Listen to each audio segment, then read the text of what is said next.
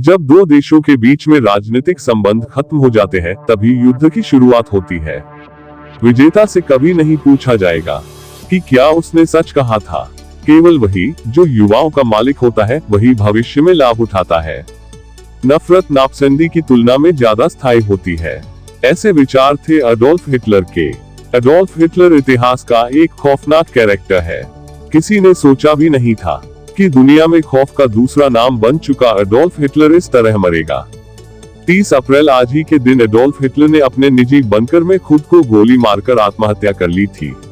नमस्कार दोस्तों, मैं हूं रवि और आप देख रहे हैं मीडिया मंथनार। आज के वीडियो में हम एडोल्फ हिटलर की मृत्यु के बारे में बात कर रहे हैं। आखिर क्यों एडोल्फ हिटलर ने आत्महत्या कर ली और साथ कौन था वो जिसने हिटलर के साथ आत्महत्या की थी। आइए आज हिटलर की मौत की खौफनाक कहानी जानते हैं। तो चलिए शुरू करते हैं। 20 अप्रैल 1889 को ऑस्ट्रिया के हंगरी शहर में जन्मे हिटलर ने आतंक की एक बड़ी इबारत लिखी थी। हिटलर की मृत्यु 56 साल की उम्र में आत्महत्या के कारण हुई थी। हिटलर उस समय अपने निजी बंकर में था। बंकर को हिटलर ने बर्लिन में हवाई हमले से बचने के लिए बनवाया था। आत्महत्या से 10 दिन पहले हिटलर का बर्थडे था। बर्थडे वाले दिन हिटलर आखिरी बार बंकर से बाहर आया था और सोवियत संघ की रेड आर्मी से लड़ने वाले सैनिकों को आयरन क्रॉस भेंट किया था। शाम में हिटलर की पार्टनर ईवा ब्राउन ने एक छोटी पार्टी रखी थी, लेकिन उस पार्टी में हिटलर की बनाई नाजी पार्टी का कोई लीडर नहीं आया था।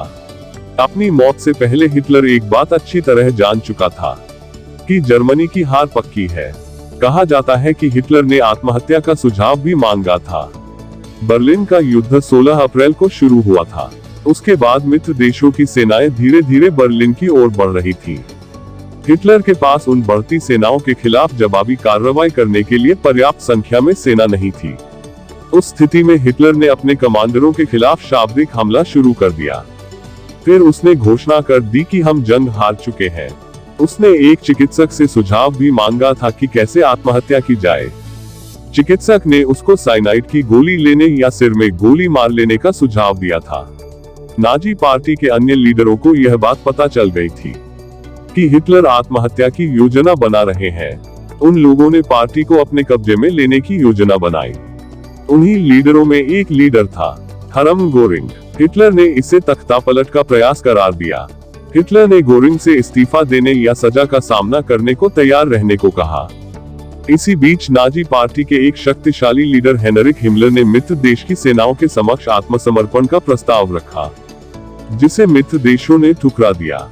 इसके बाद हिटलर ने हिमलर को गिरफ्तार करने का आदेश दिया, लेकिन किसी ने भी हिटलर की बातों पर ध्यान नहीं दिया। पहला ऐसा मौका था जब हिटलर बेबस हो गया था। कोई उसकी बात सुन नहीं रहा था। हिटलर जान चुका था कि अब कोई दूसरा रास्ता नहीं बचा है।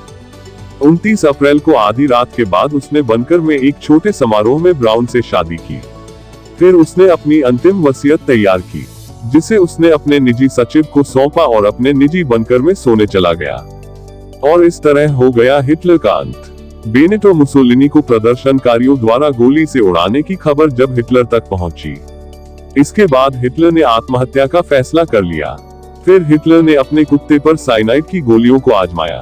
30 अप्रैल को लंच के बाद हिटलर और ब्राउन ने बंकर में बाकी बचे सैनिकों को अलविदा कहा। फिर हिटलर अपनी पत्नी ब्राउन के साथ अपने स्टडी रूम में आ गए।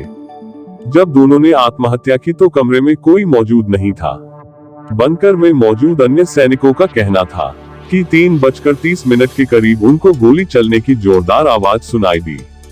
थोड़ी देर बाद कमरे में बादाम के जलने की गंध फैल गई, जो साइनाइड की गंध थी। बाद में पता चला कि हिटलर ने खुद को गोली मार ली थी और हिटलर की पत्नी ब्राउन ने साइनाइड खा लिया था। इन चीजों से बहुत डरता था हिटलर। हिटलर ने भले ही आतंक का साम्राज्य कायम किया हो, लेकिन हिटलर खुद भी डरता था मामूली चीजों से।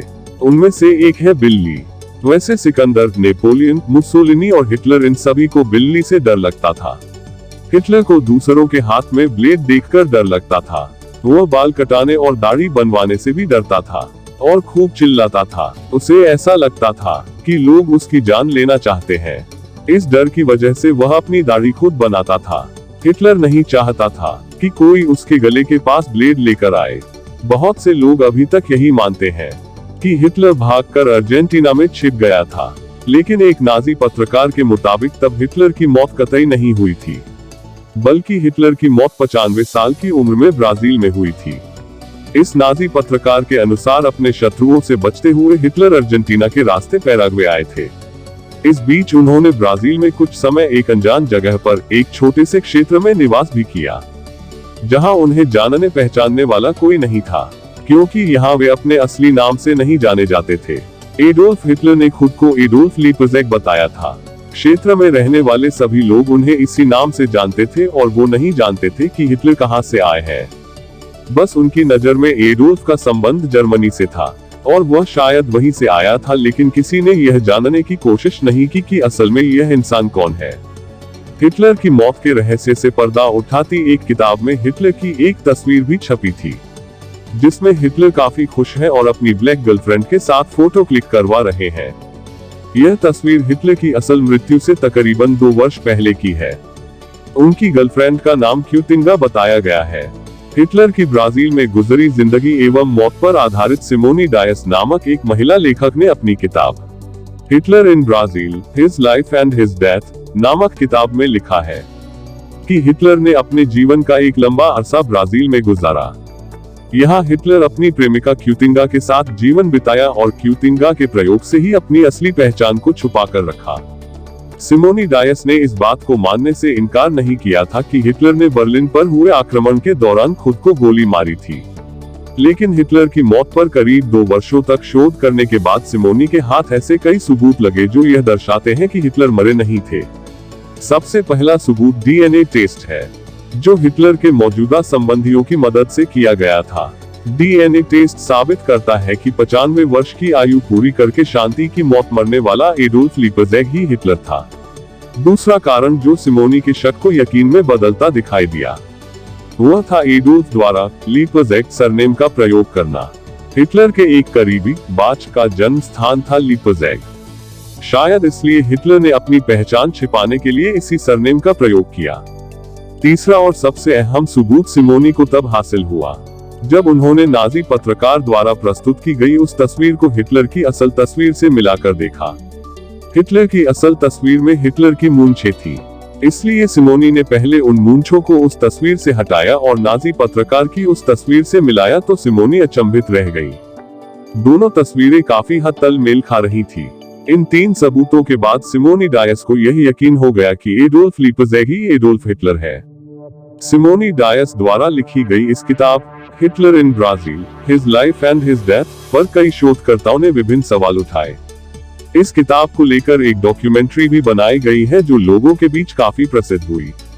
अगर आज का वीडियो अच्छा है तो वीडियो को लाइक करो, शेयर करो, और अगर चैनल पर नए हो तो वो लाल वाला बटन है उसे क्लिक करो और सब्सक्राइब करो हमारे चैनल को और बेल आइकन दबाओ ताकि आपको नए वीडियो की नोटिफिकेशन मिलती रहे। धन्यवाद दोस्तों, सदा मुस्कुराते रहिए।